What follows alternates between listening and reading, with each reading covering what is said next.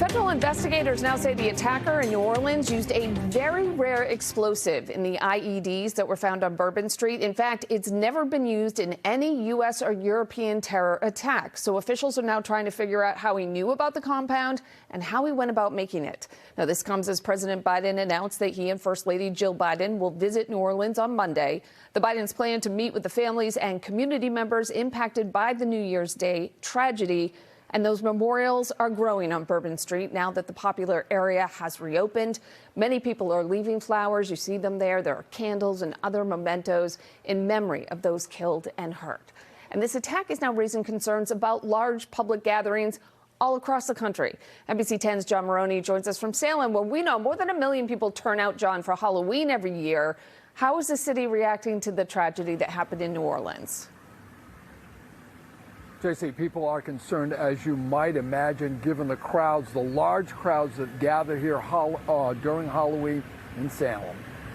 Happy Halloween! Salem, the place to be on Halloween, prompting the Witch City to take a hard look at security after the country's most recent terror attack. You don't want to assume that there's never going to be an issue, because there very easily could be. 14 people were killed when a truck plowed through a New Year's celebration in New Orleans. Salem is now speeding up the installation of bollards and will bring in additional mobile barriers at Halloween. Law enforcement staffing levels may be increased as well. We're looking at what happened in New Orleans and trying to learn the lessons from that attack. Mayor Dominic Pangallo says security is always a concern, with 1 million people attending the city's haunted happenings each year. We try to make sure that everyone knows that if you're going to be here in Salem in October, we want to make sure you're as safe as possible. It makes you question all of our big events. Boston City Councilor Aaron Murphy is worried about security at public gatherings as well, including the St. Patrick's Day Parade and Boston Marathon.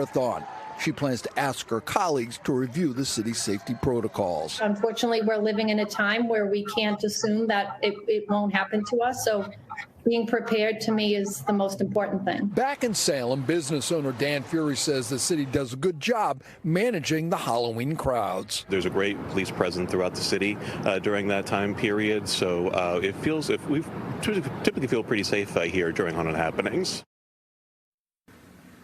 Well, the city's mayor says nothing is set in stone, and the city's security plan for Halloween is still evolving. Well, live in Salem, John Maroney, NBC 10 Boston.